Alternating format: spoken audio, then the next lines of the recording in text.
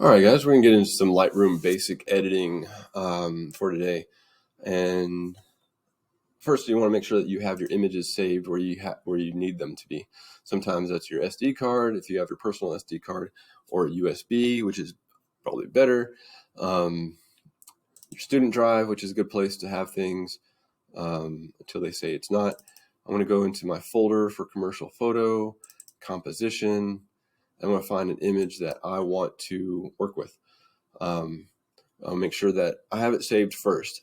If it's saved in your Google Drive, it's not going to be ready to edit. You'll have to download that and save it to a folder somewhere on your computer or your own USB.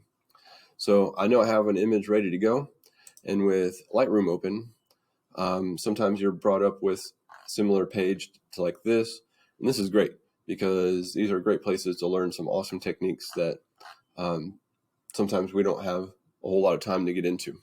So if you're ever looking at new ways to edit beyond what we're doing today, this is a good place to start. It is either Discover or these Learn tabs. So now if you don't see these, then click this little button here. If you don't see this little window, click the Photos button, and if you hover over it, it says Photos. And I'm going to go to Add, this little plus sign right here. Sometimes it takes a second for it to pop up. I'm going to go to Browse, and it opened me up to where I have my image saved.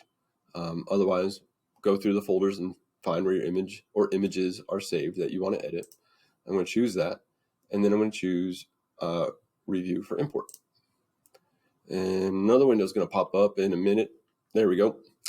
And you can choose the images that you want to edit, and then add your photo. So here we're going to start, and I'm going to close this down by either hitting the little arrow here or this. Make it disappear. Maybe it will disappear. There we go. And I'm going to be concerned more about this side now. And I'm going to start with cropping and rotating. And I have different options here. And you can straighten by doing this. I can undo by hitting Control Z if you don't like your edit that you just made. If you Control Z too much, you can go up here and you can do Redo, which is Control Y. And you can flip it, which is what I want to do, or rotate it anyways. Or you can flip it horizontally, you can flip it vertically, you can flip it back the way you had it. I'm pretty happy with the way this is right here. I don't think I really want to crop it either. So I'm going to stick with this. If you do crop, when you drag this in from the corners, notice that it's not going to stay in the same ratio, right? If you want that to happen, try holding Shift and then dragging in from the corners. That might help. Otherwise, you can drag from the middle as well to crop. And once you're done cropping, you can just hit, enter, and then it crops it for you. I don't want to crop, so I'm going to undo it, Control Z, and move on. Now I'm going to go to my edits, which is right here with E. It already popped up. If it's not popped up, click on it, and you have a choice: color or monochrome. Color or monochrome. I'm going to stick with color. Then I'm going to move down the tabs. I'll start making little choices. What's going to make my image look better? You can always make a good image look better through just a little bit of editing. Sometimes camera doesn't quite capture exactly the looks that you're going for. Play around with these and see exactly what they do. Sometimes it's kind of hard to tell. Highlights are going to focus on those bright lights in your image, and so I don't really want to blow them out. In fact, I want to kind of tame them down a little bit. Shadows, play around with that. See if what the looks are that you think are appealing. A little bit of shadow in this case, I like it, gives my image a little bit more depth. Whites and blacks are going to basically do that, except not just on the highlighted areas, but all over the picture. So I can play around with those. Again, maybe just a little bump on that. Point curve is kind of interesting because ideally, a good image that's been edited will have kind of like an S curve to it. And so I've already edited here, but I can always touch up with a little bit of this to see how I can maybe improve a little bit. And so a slight S curve might help a little bit, kind of bring a little bit more pop to what I'm seeing here. So let me take a look here. Let's see. Here's without, here's with. You can always see like, all right, did I make an improvement? I think so. I think it kind of defines some things a little bit better. So I'm going to stick with that. I'm going to leave that there. Slight S-curve on that. I'm going to drop that, close this as well since I'm done with light. And my computer's being slow. There we go. Color, got color temperature, make things feel cool or hot. I want to keep it as it is. Tint, color ranges from greens to magentas. Vibrance, be careful. I know it's cool to see things that get super bright, but don't make it look so radioactive. Maybe a tiny bump on these things. You know, you can totally saturate it, but then I'm back to monochrome. So play around with that, see what looks good. Color mixer is kind of cool because you can choose just colors within here that you want to edit. And so let's say I have oranges already chosen. I can change that orange in the image completely. Maybe it's no longer orange anymore. Saturation, I can bring that out. Basically does the same thing as what it did up here, except it's just focusing on one color, not the whole image. Luminance brightens or darkens.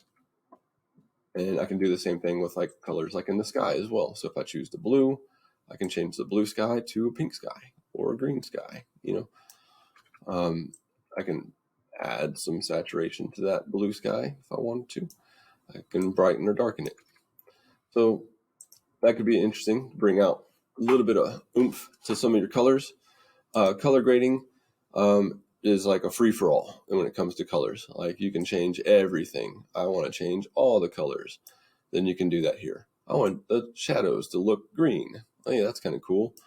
And so something, if you're looking for a very stylized type of photo, that might be something kind of cool if you're getting kind of artsy with it. For right now, I think we're kind of sticking with some of the basic touches and leaving that for maybe some images where we actually have some more personalized photo shoots that you're going for. Effects, I'm going to close down the color now. Texture, all right, kind of play around with that. Since my image has some texture that I want to kind of accentuate, I'll bump that up a little bit, maybe a little bit with the clarity as well. Clarity is not going to make a blurred image clear, but it will help define some edges. Hazing, so on cloudy days or rainy days, sometimes you end up with kind of a foggy look to your image. Or if you're taking a far off, like distant picture, sometimes you end up with a haze, and this can help kind of clear that up a little bit. In this case, it was a pretty clear day, so I don't think I have to be concerned with that. Vignette is kind of a fancy French word for creating a border on your image. And since the French did invent photography, then we have to give them something. So here's vignette, and you can change the shape of your vignette with the midpoint or roundness or feathering it, which softens the edges. You can make it really hard or soft. Highlights, there's not really much it's going to do here in this image, but you can play around with that. I threw a little bit of darkening the edges on this picture. Grain, be careful because grain is basically going to do that. It's going to add a lot of grain to your image, and so it looks really bad. Unless you're going for something that's like super vintage looking, then that could be cool. But be careful with that. Detail, sharpening, over sharpening is going to give it, again, it's going to give it some grain. Sharpening, again, is not going to fix a blurred image or image that's not in focus. What I use sharpening for is, especially for printing, kind of helps crispen up those edges for a printer. And so I always try to throw a little bump into sharpening for that. These other ones, denoising and things, it's not currently compatible with this format. I shot this with my phone, I'm not going to lie. And so there's probably not enough information in that file from your phone that you can actually edit. And that's part of, that says a lot about working with a camera versus your phone. A camera is going to record so much more information that is editable. And so getting the optics, these are more things that are probably more specific to a camera. So if you are shooting with a Canon DSLR or something like that, these settings would be much more useful for you, because you can basically program your camera in here and it will already create like a customized like edits. Sometimes lenses can throw off the optics and sometimes create kind of a fisheye lens when you don't want like a fisheye kind of effect. Just depends on what kind of camera and what lens you're using. Distortion for geometry gets into just that. If you want to have a fisheye kind of effect, you can do that without actually going out and buying a lens.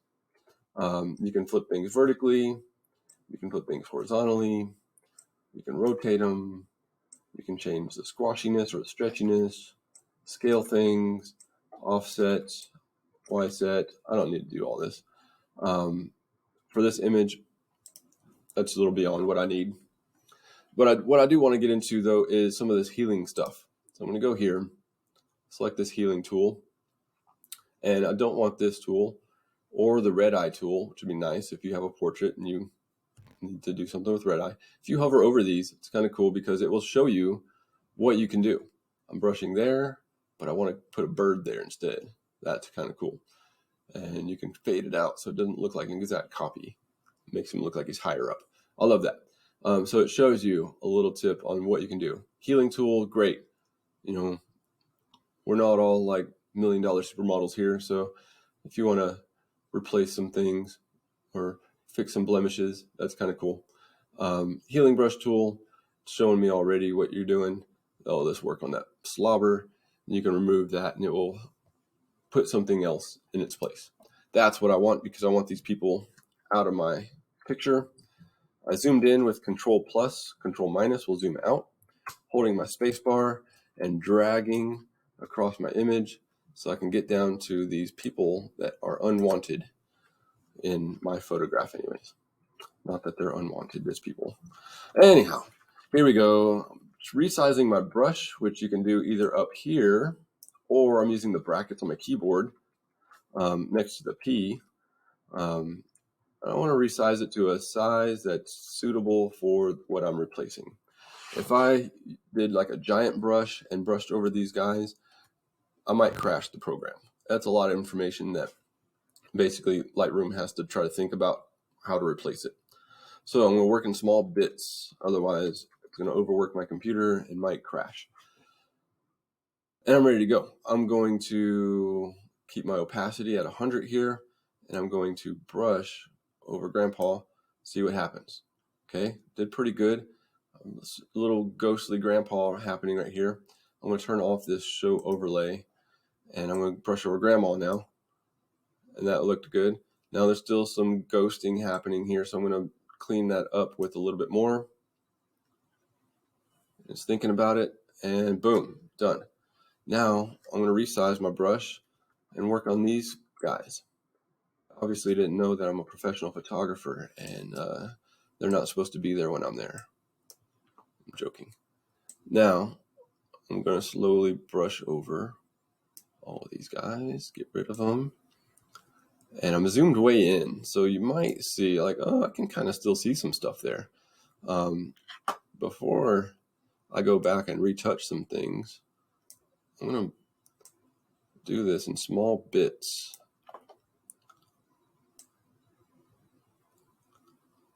That way I don't overwork the program. And there's going to be some little bits and pieces. Once you kind of go over them, I'm like, all right, that's obviously something. And maybe that's something weird there. And I'm not sure about this, but that's kind of weird. So you can kind of brush over some things multiple times. Now this dude, he's got to go. Boom. This guy, he's being sneaky. I'm going to get him out of there. And this guy, the little head, I'm going to brush him away too. So brush it one more time there. When I back out, I want to be able to look at my image and not have my eye drawn to like where those edits were. And if that's successful, then great. I feel like this is pretty good. I feel like anyone that is looking at this picture is not going to know right off the bat that, hey, wait a second, I think there was someone over there. And that's good. That's what you want. Hide it in where you can't tell. We're going to fake it, basically. Now we're going to get into, I don't have a portrait to do red eye or the healing brush tool, but I can show something with the clone tool here. And if I wanted to, hey, I want something right here. I'm going to change my brush size. I want it's empty right here. I want another cloud. So I'm going to say, I want something right there. And it says, okay, how about this cloud? And I'm like, all right, I like that cloud. If I'm not sure if I want to adjust it, I can turn this overlay on. And now I can see, oh, I see where it took it from. But what if I want this cloud instead? Then I can change it to that. So you can kind of customize what you want in these. I don't really want to make that edit not needed in my case. I'm going to Control Z out of it. And I'm going to move on to masking, my next tool down. I like this because I can say, hey, I just want to work on the sky. So let's select sky here, and it's detecting the sky, and it adds a new mask overlay, which is this reddish thing here, and it shows me a little preview right here. Now, the good thing about that is that now when I go over here to make edits, I'm only adjusting the sky, which is kind of cool, because now I can say, hey, I want to add some contrast to that sky. I want to add just some saturation to that sky, and I can do that without affecting everything else. So I love that, and it makes it really nice and easy. I could also go through and say, hey, I want to see that area again. What am I affecting? I can turn that on and off. That's good. If I want to add to it or subtract from it, I could do that as well. If I want to add a new mask, I could add a new mask and maybe say, hey, what if I just want to do the background? And we'll see what it does for background. It's detecting background. It only chose this. It chose everything, even the sky, as the background. I don't like that. I don't think it did a great job. So I can just like ignore that, or I can go and say, I don't like that. I can expand this and I can add to it, or I can subtract from that if I wanted to. This is the mask that it created, which I don't really agree with because it's everything except for this one pillar. So if I don't like that, I can say, let's delete that mask. You can either try again, or you can also create a new mask and just make your own. You can use a brush and change the size of your brush. And you can say, hey, I want this to be what I'm affecting now, not the sky. And I'm going to brush over everything. This is where I want my mask to be. And hopefully it doesn't break Lightroom. A little bit there. So now I can focus my edits on just that part. And it shows me. I can go back. I did not brush it super great. But that's what I'm going to affect now. And it shows up right here. Now I can go in here and say, all right, well, let's adjust just those parts. And I can do that. Pretty nice. If you have a subject, an actual person, or a model in your image, then this works out great. I can add some contrast. I can add some saturation to those rocks and just bring out that just a little bit. Change up some contrast. And I think this image is looking really good. How can I tell? I'm going to go over here to versions. I'm going to create a version of this and call it edit. Now I can see, here's my edit. Here's my original. Edit, original. I think I've made some pretty good choices here. And so I'm ready to share this now. And I'm going to go to the share button. And I'm going to go to JPEG large. And I'm going to choose where I want this to be saved. And it's going to be, I'm in the same folder as where I was, which is good. And so I'm going to, basically this is the folder that I want. So select the folder. And then I'm going to check it out to make sure that it opened up the right thing, or it saved the right thing in the right place. Go to composition, and here's my edit, which is great. Called it Arches 2. And let's say for this assignment, this is going to be my visual perspective. And there we go. There we go. Saved, ready to share. Awesome. Done. See you next time.